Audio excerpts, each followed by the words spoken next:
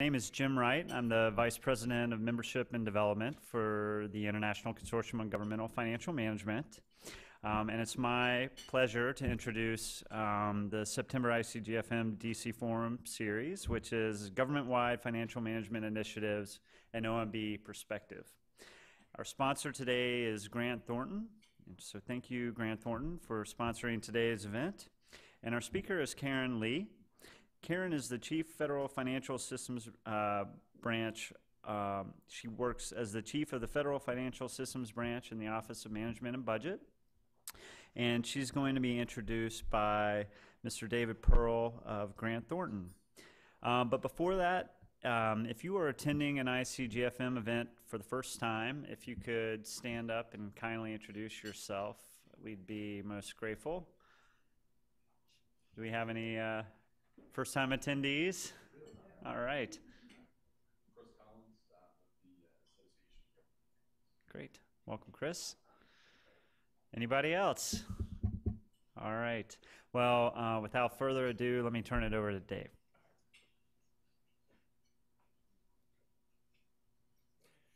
All right, thank you, Jim. So we're honored today to have Ms. Karen Lee with us. So as Jim mentioned, Ms. Lee is the Chief for the Management Controls and Assistance Branch within the Office of Management and Budget, Office of the Federal Financial Management.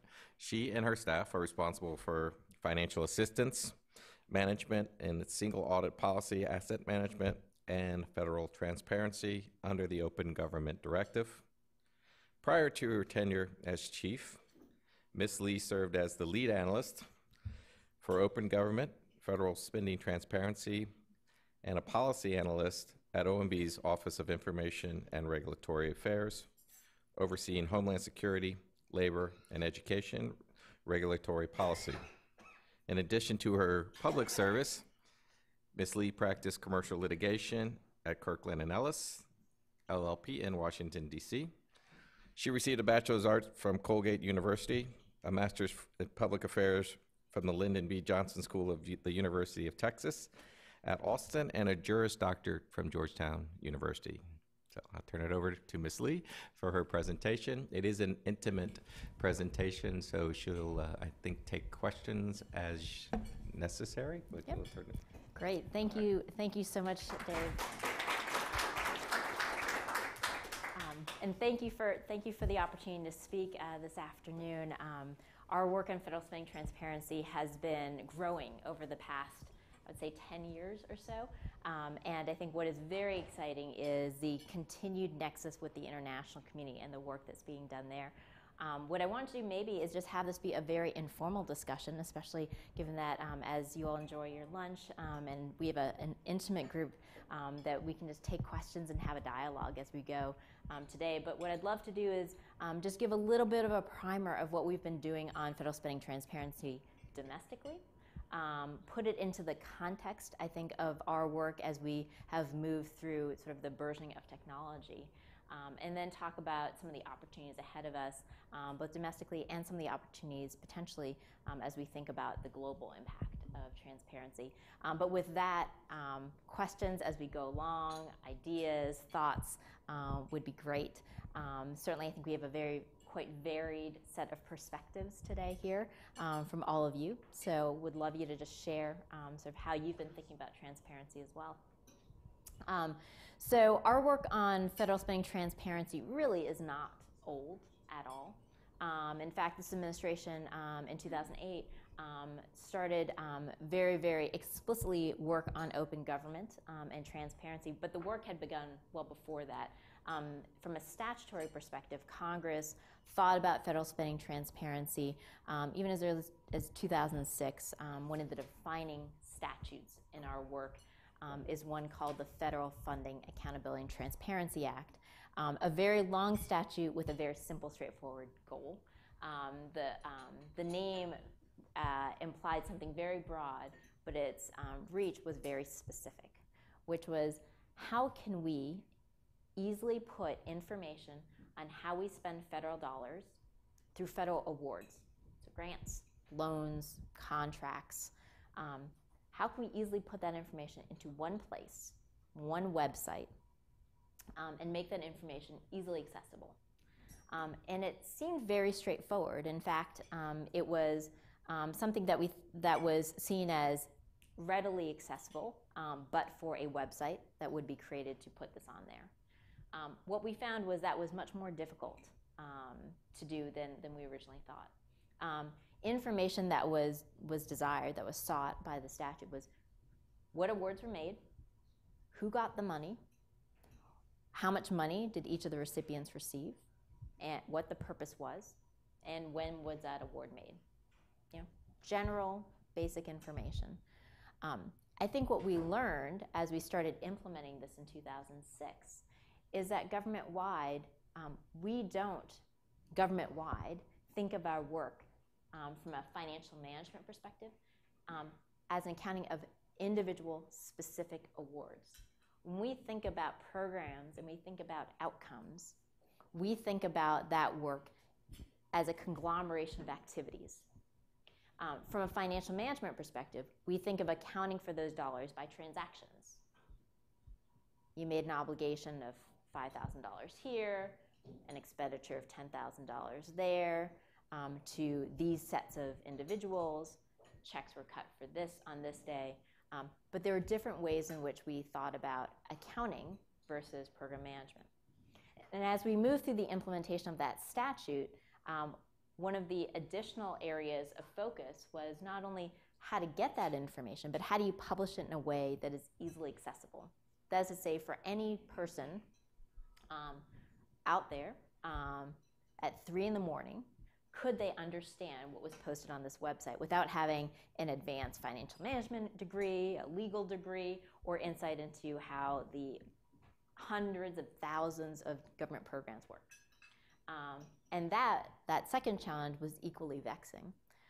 As we moved through the late aughts, we fell upon a statute called the Recovery Act. And as all of you know, the Recovery Act was defining not only in the dollars that were put forward for stimulus, but also at the same time this notion of accountability and transparency. And there under the Recovery Act, this notion of accountability was critical, if nothing else, because of the speed with which the dollars were going out.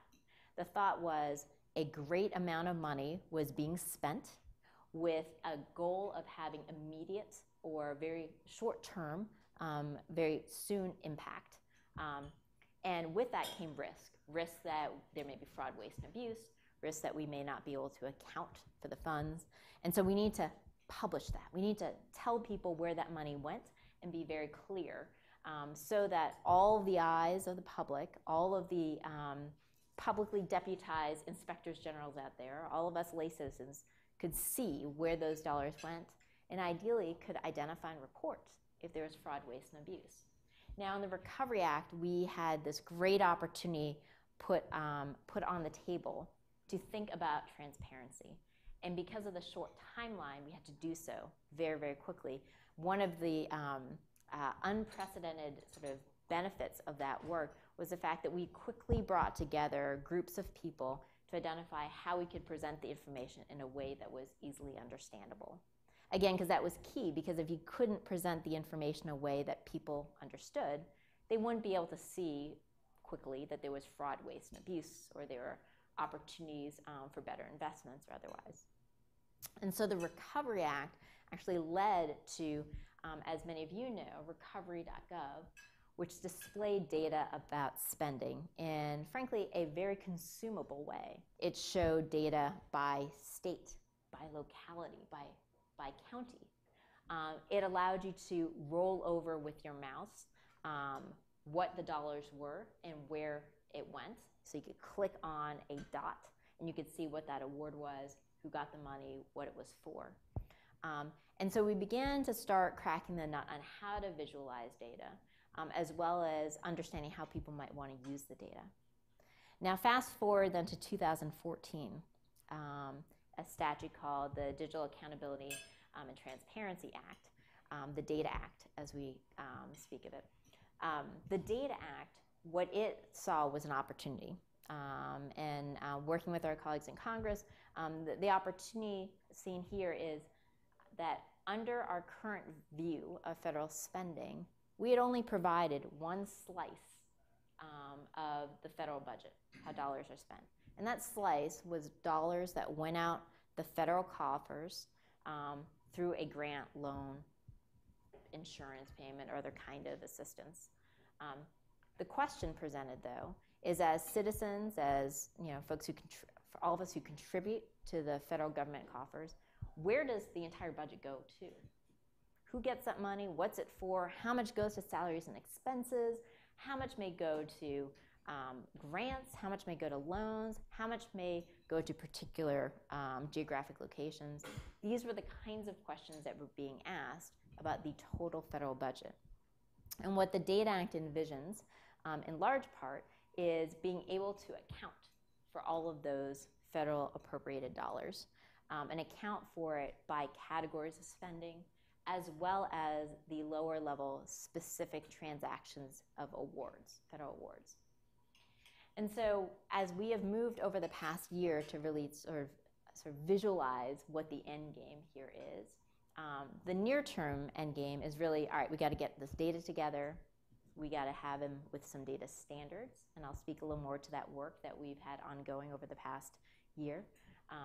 We have to present it public-facing in a way that is usable.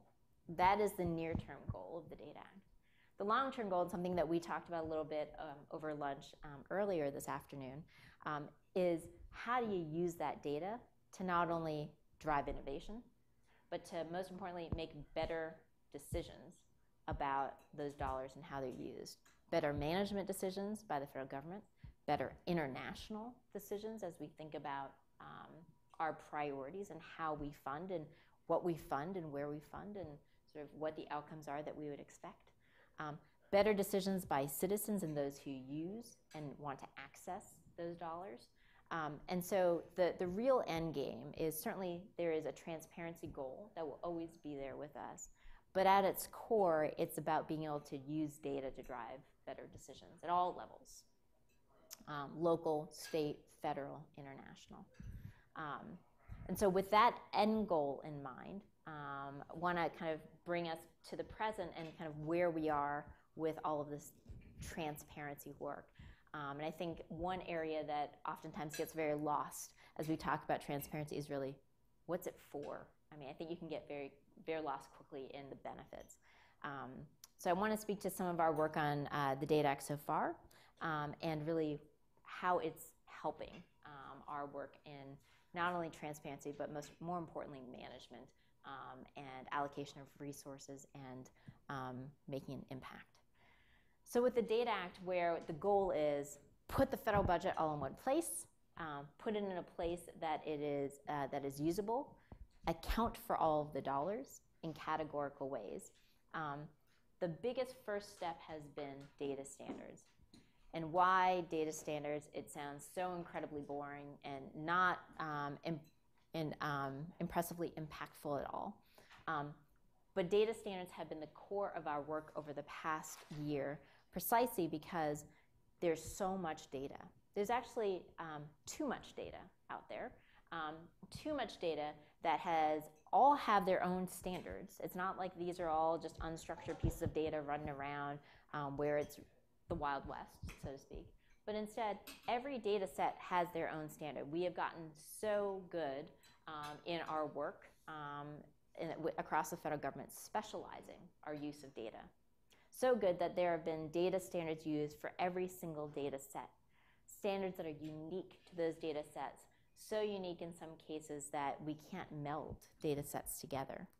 And that is akin to what I think of as kind of being in the United Nations and being in the General Assembly and not having headphones to be able to translate across all of those representatives where you all are speaking about that same humanitarian crisis.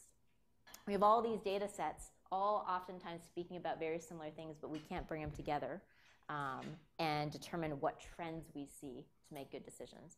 And so that's why data standards have been really important in our work on the Data Act, because from a financial management perspective, if we can't start pulling together not just the core financial data, because we know, right, core financial data that is used in financial systems, there's a standard. We all know it. It's highly regulated. We've used it for years. but it's that financial data along with what I would say we loosely talk about as other financial related information. So the financial data, when we say the obligated amount as financial managers, there's a clear accounting terminology. But we know too in our work under the Data Act that the term obligation has assumed other definitions. They're used by non-accountants that are equally correct for them. The problem comes when we start talking about obligations, for example, in grants management. You talk to a grants officer and talk about the obligated dollars, and you talk about the obligated dollars related to that grant from the accountant in the CFO shop. Those dollars are completely different. And as a result, you oftentimes have conversations that never mesh. You have discussions about dollar amounts and financial data and allocation of resources where people are talking past each other even though they're using the same terms. And as a result, we can't make good decisions because we are not speaking with the same vernacular, with the same meaning. So over the past year, we have taken the opportunity and time to further the discussions that the federal community have had for years to say, all right, look, we all have standards, standards that are really important to our communities of interest, be it the financial management community, the budget community, the programs themselves, the grants community, procurement communities, all standards that have existed that have utility, value, and legitimacy. But as we think about pulling all of this data together to make decisions as an enterprise, the enterprise being either at the federal agency level, the US government level, or even at program areas of interest, we gotta start acknowledging that there may be different standards and determining as we start having those conversations across different communities, when we say obligation, what do we want to have that mean? Not that any one of the definitions is wrong, it's just that when we talk between budget, finance, performance, we just have to know what we're talking about. It has to be that same one thing. And so over the past year, we identified 57 data elements that we, in the initial go-around, not only for the Data Act and the statutory obligation, but even more broadly for the purpose of financial spending transparency, were necessary to take on for data definition standardization. Just this past month, August 31st, we finalized every one of those 57 data definitions.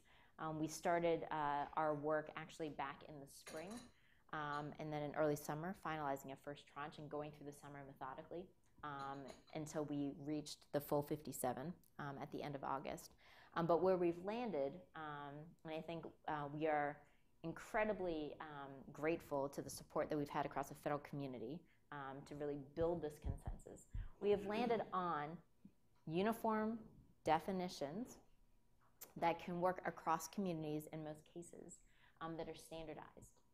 Not to say that we're done, and not to say that these standards are the standards that will live forever, but to say these are the standards that work for now, and as we move forward in thinking about governance and thinking about the long-term game of data standards upkeep and making sure data definitions and data are relevant, it's a good, important first step. Where we go from here is certainly the very extensive work each federal agency is doing to not only gather the data that they have, where for the most part all this data exists, it's just all in different places. There are cases where some of the data may exist, but it is not automated, or it is not in a system that could be easily pulled. So we need to think through business processes to support this new sort of this collection of information and publication. But then joined up again alongside the work to pull the data together is then the important work of publishing the data and putting it in a way that is usable. Now, I think one of the opportunities as we have worked over the years with the international community is that this work is ongoing. We know the UK has been doing a lot of work in fiscal transparency. We talked a little bit about Australia. Brazil did, interestingly, fiscal transparency as it pertained to the World Cup. in particular. And we spoke with the Brazilian government and got some interesting insight in how that was used. And so we know that the fiscal transparency movement is here to stay. I think our challenge as we think about fiscal transparency within sort of our more sort of these kinds of groups is how to make fiscal transparency something that is not just academic. Sure, it's nice to have. Everyone loves more information. It's great, makes everyone feel good. But where, as we talked about a little earlier, transparency is not free. It takes time, money, effort. It takes a lot of heartache. It takes a lot of sweat equity to get consensus. It can't simply be for just the good of the good. There has to be utility and value that we see now. Because few of us, and me especially, I'm an immediate gratification kind of person. And so we need to see that there is value today in pulling together this data, value today in making a better decision for the next fiscal year, the next month, the next award we make, because that is going to drive changes in how we do business. I think we're only human, and in order to have an evolution in culture in the way we do business, we need to think very seriously about how this transparency work really is going to affect the way in which we deliver governments, the way in which we make better impacts more quickly on individuals' lives directly. And so I think as we have thought across OMB about fiscal transparency in our work under the Data Act, there's a near-term goal, which is to get the data, publish it, make it accessible. But the undercurrent that lies and goes throughout, and as we've partnered with the Department of Treasury, this goal is deeply shared, is that we with the Department of Treasury have been working and thinking through how this data can be used to make better decisions. And as we work with the granting communities and the agencies within the federal government, how can a program use any of this data to make a better decision tomorrow? And I think that is really the precipice that we're on, is thinking through those use cases. I think the benefit of where we stand right now is that everybody is having these same conversations at the state, local, federal level, and I think it's in the international level as well.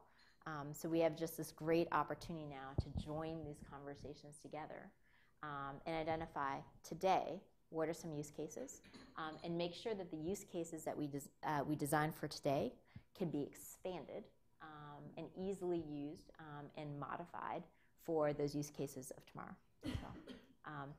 And so with that, I think just wanted to give, more of an overview primer, but especially given the size of today's group, would love to just engage in conversation, questions, thoughts that you have.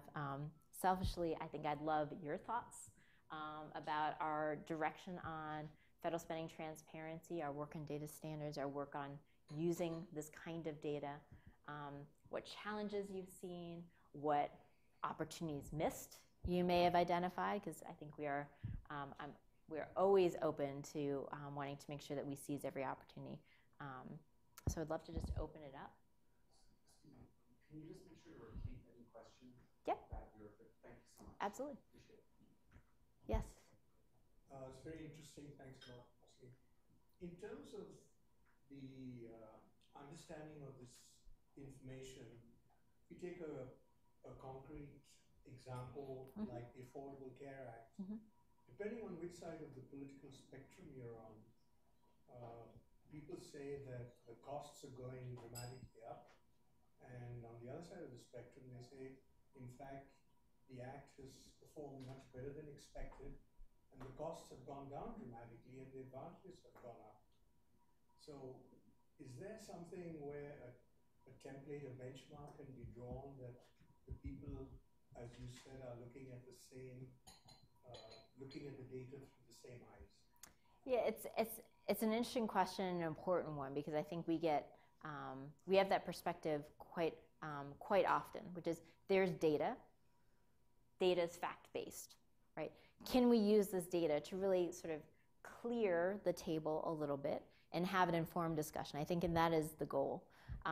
I think I think benchmarks are incredibly important, and we do benchmarks in a lot of different areas. I think there's a lot of work being done as we think about our investments, not just in the Affordable Care Act, but in all the other priority areas that we have, of how to really clarify and provide information in an easily consumable way of what our investments are and what impact they've had. I think this is the question time and time again when people, when there are conversations about results-driven sort of government, performance-based government, performance-based management, and I think that's the charge. I think what transparency, and we talked about it a little this afternoon, what transparency I think offers us is an opportunity to pull together the financial management work that has been ongoing for decades to account for dollars with the performance work and join that together so we really start thinking about return on investment grounded with specific data that is audited, right? That is valid, that we know has been replicated time and time again through the financial management tools that we have. And so I think there is great opportunities for us to pull these together. I think transparency is just, in our work on financial spending, transparency is the vehicle. But everyone says they get this data from OMB, and yet the figures they're quoting are just in two different universes. Well, I can't speak to how people consume data and kind of take it. I can say that as we all know that a number can be taken to mean many different things, and I think that's where value in data standards really comes, because where we, like in our work in the Data Act, where we have tried our best to be very clear about what each data element is, then you can start taking away some of the noise and interpretation. And I think that's really what we strive for is precision in a data definition. I think our challenge is, as we think about federal spending data, there's so much data. To get a data standard that works for whatever conversation you may be in, it is increasingly difficult to get a very precise, narrow definition.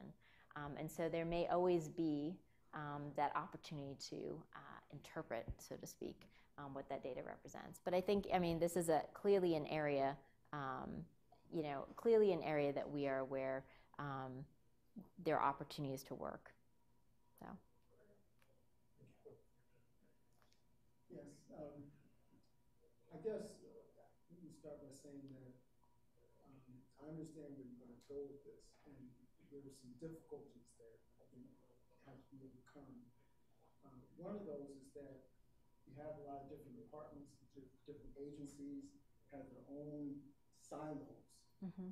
Performance metrics, performance reporting requirements, and those type of things. Yeah.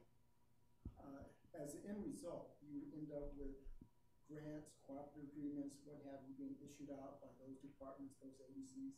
And you may have a different department doing the same thing, similar type of work to resolve the same type of problem, but the two departments, two agencies don't talk to each other. Mm-hmm.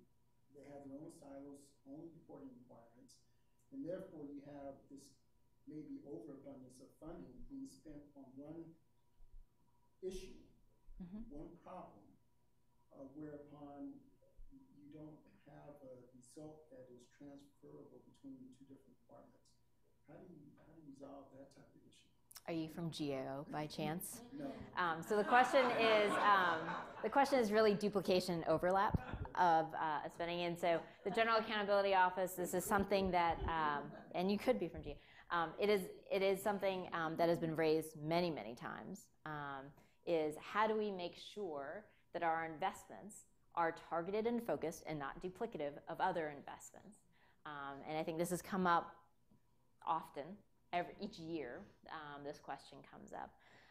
And I think part of it, part of it is data, understanding what it is we're spending on what. 2, data in context. What it is that we're spending on what, for what reason, and why. Like, why now? Why these people? Why this place? Why these particular salmon, right? This goes back to sort of the multiple salmon regulating programs across the federal government. So data in context, and then outcomes or results, right? So understanding what we spend, why we spend it, and then what we got, I think will help determine whether or not there is duplication, one, and if yes, is that duplication conscious and necessary, or was it inadvertent and unnecessary? And I think with that kind of more sophisticated analysis, then I think we as a government, we as a country, can make the more reasoned decision. It's duplication, but maybe it's necessary. Maybe we do want two agencies with two different, let's just say hypothetically, two different regulatory schemes and two different accountability mechanisms to ensure that those dollars do what they're supposed to do. Or maybe it is duplication unconsciously. These two programs didn't know they both existed, and gosh, maybe we should really just streamline it. I think right now where we are is that those conversations and that data may be shared, but they are not shared necessarily cross-government in an institutionalized way. And I think the opportunity of data transparency, part of it is to routinize using information technology conversations that may have never happened before. And one example is really, one agency that we've worked with closely, they are very data-driven. They know every single program within their agency. They know every single recipient. They have agency-wide a list of all their recipients. They know which awards those recipients get, to what extent recipients have gotten multiple awards by their agency, for what purpose. And they can do analytics by recipient or by award to inform awarding decisions in the future, and also doing evaluations of awards in the past. But what they don't have, because we don't have a government-wide enterprise to facilitate this, is that they don't necessarily know that another agency with a similar purpose has awarded those same 3 recipients grants for similar purposes. And they don't know that enterprise-wide. They may know it through personal contacts. Gosh, I've worked with Jane Smith in this agency for 20 years. She tells me all the time they just awarded these 5 grants for this purpose. But there isn't a way, if Jane Smith goes away, for them to have an institutionalized way of getting this information.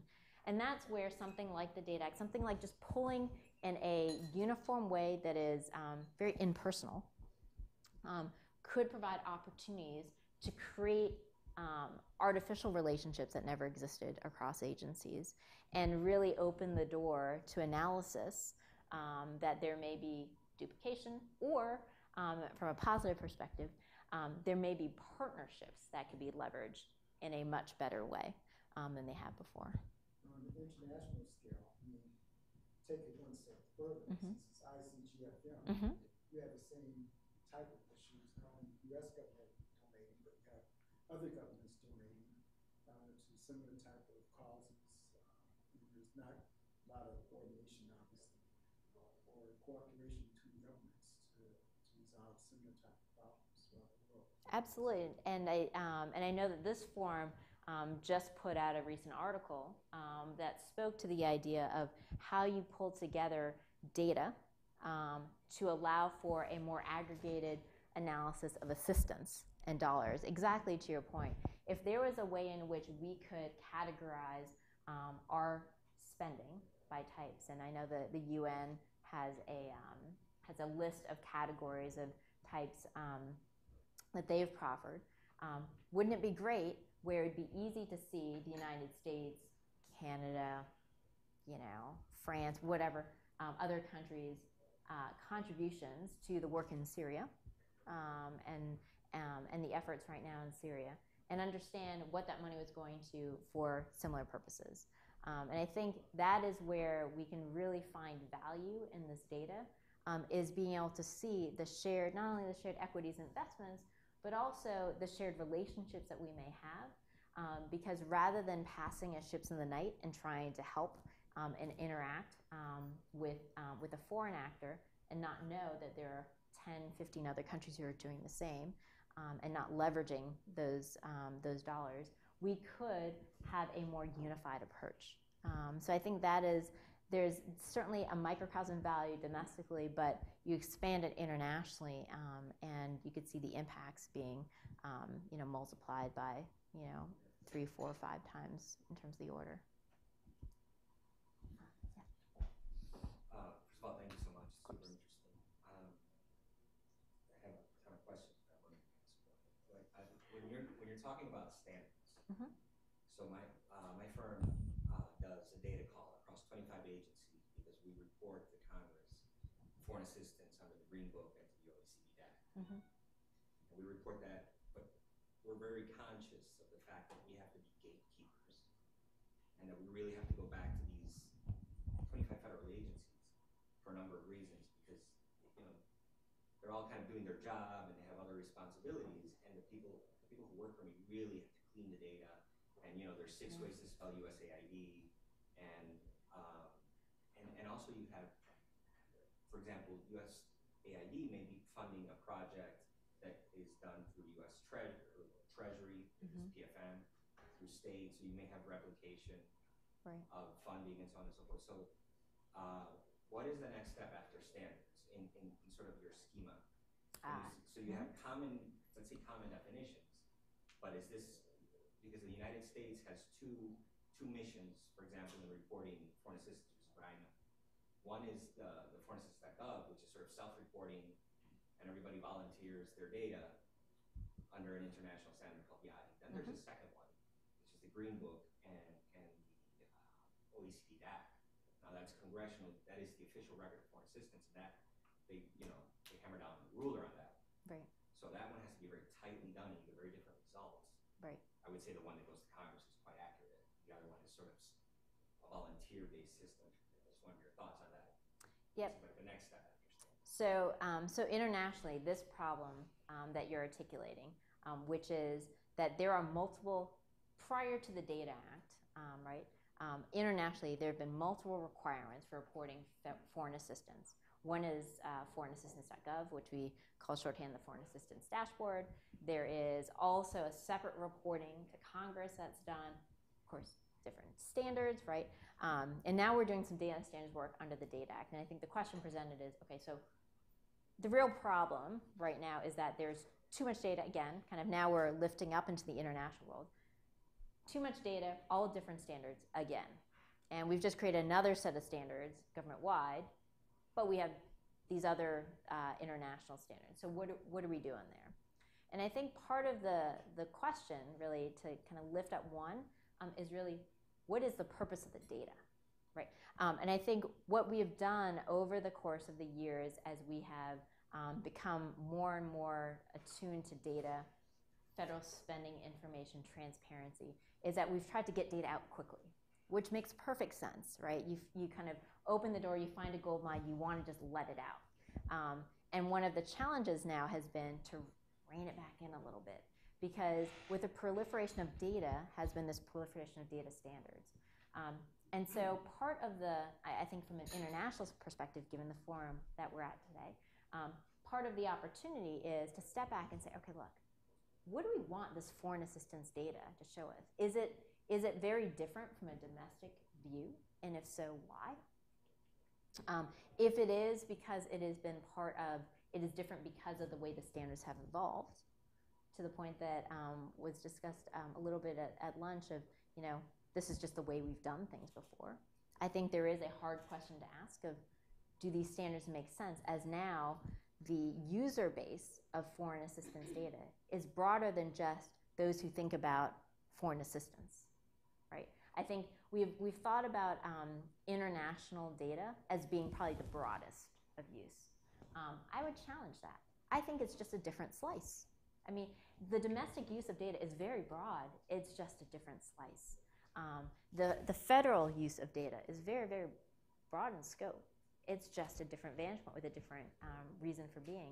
And I think the hard question that we need to ask is, as we think about international, given, I think, how highly regulated those standards are, kind of how does that fit in with the other standards that we have? And if the answer is, look, they just have to be different, then I think we need to then get to a place as financial managers that there are going to be two sets of truths. There's a truth under these data standards that are required by Congress, or there's a truth that these data standards required, in the Green Book. There is another truth as we use the same kind of data just for the purpose of our dialogue internationally and our work domestically to try and manage our investments to foreign actors. And so there is a conversation that has been going on for quite some time now, but I think is really coming to a head as we think about the Data Act, of really, what do we want to do with the international data, and are we really at an inflection point where there's a decision that there's some international data and foreign assistance spending information that just has to be a certain way forever, and that's okay. But that there is international spending data, let's just say per the Data Act on usaspending.gov, that is a different way, and it's equally valid. It just has a different use with different definitions and different utility. So I think you raised an incredibly important point. I don't think we have the answer to it yet. And I think it is really a conversation that needs to be had with the international, from an international perspective, but also as we think about domestically managing our dollars, kind of what makes sense as well. So I don't know if that was particularly helpful. There's really no answer yet, but it's something that we're working on. So you alluded to the costs of fiscal transparency. Mm-hmm. And given what I know about OMB, I'm sure that when you were putting forward the business case for investing in improving fiscal transparency about the use of public resources in the U.S., there had to be a strong business case for why this was important. Yep. And what the economic benefits are, the social impact, the potential impact on, from a political science perspective and healthy democracy. But I was wondering if you could maybe just briefly talk to what the kind of agreed to benefits are, based on research that's out there or the business case for fiscal transparency in terms of economic benefits or that kind of thing, that, where there's some documented research that chronicles the impact of that. Yeah, so I think in terms of a hardcore cost benefit, like a CBA, cost benefit analysis of fiscal transparency and the cost versus the benefits, I think there's a ton of research out there. I think as we have considered it domestically, kind of for the United States in our work, certainly first and foremost is the democracy. The unquantifiable of a healthy democracy requires that information of how the democracy has been operating, how the government has been operating, is necessary.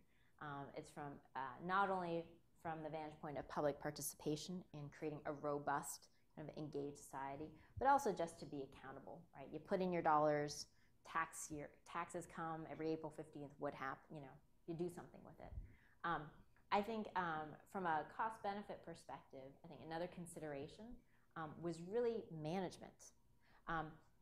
One of the perspectives on fiscal transparency that we've been working on quite a bit is that this is not a new initiative, right? I think it has a new nomenclature, it has a new emphasis of transparency and accountability. But at the end of the day, for those of you who are, sort of hardcore management folks, this is just about managing your dollars in a way that leads to effective and efficient decisions, right? It's just a different way of thinking about it. And so one of the ways in which we've talked about this has really been how do we use this data to manage better, where it's not a new initiative, it's not kind of a nice sugar-coated different thing, but it is evolving how we do business. And I think with that lens in mind, it's not about necessarily making an investment that takes away from other investments, right? Instead, it's about making an investment to improve how we do our work, which is not a nice to have, it just is. And so as we have thought about kind of our work on financial spending transparency, I think a big part of it has been, right, this little bit of unknown, unquantifiable, that there are opportunities, kind of as, this has been discussed, I know, multiple times in sort of the data world, the idea that GPS, when it was created, was not so that we could find where the local, burrito shop was, right? GPS was created really at its very start up in Laurel, Maryland, right, by a bunch of scientists who were interested as they heard beeps from a Russian satellite, what that satellite was and where was it. And from there evolved a series of conversations of, that's interesting, once they figured that out. The question came to them, well, could you figure out, given that you could figure out from Earth where a satellite was, could a satellite figure out where a submarine was? Because at the time we were trying to determine if we could identify locations of submarines during that particular military time frame of weaponry and war. And so as a result, they said, sure, let's try and figure that out. So then they figured out, oh gosh, we could find that sub from a satellite. And decades later, as we then opened up GPS to non-military work, all of a sudden it evolved, and now we have on all of our handy-dandy smartphones that we carry around this way to find the local Starbucks. And so, well, a different sub.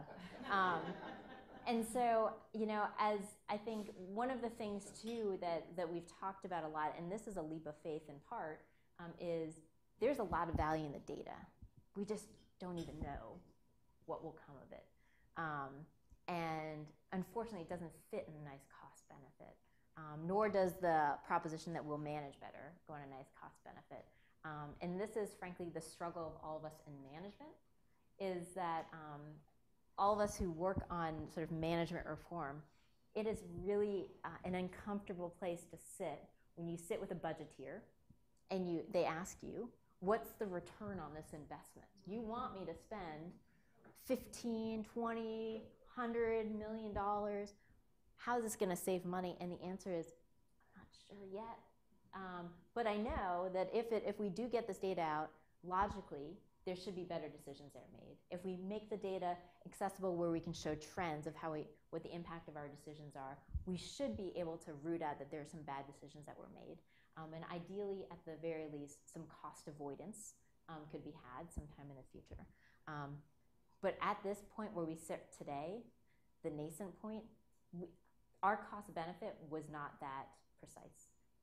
I'll say that. I think it was really based on what we think of as the potential value moving forward, as well as I think our commitment to the American people that we are fiduciaries of federal dollars, and the decisions that we make need to be as data-driven and precise as possible to inform our next round of decisions.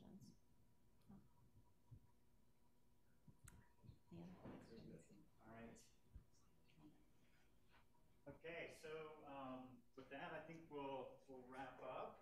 And before we do, I wanted to remind everybody that we've got another DC forum coming up on October 7th, and hopefully we'll have a better turnout than today. I think the short Labor Day week might have had an impact.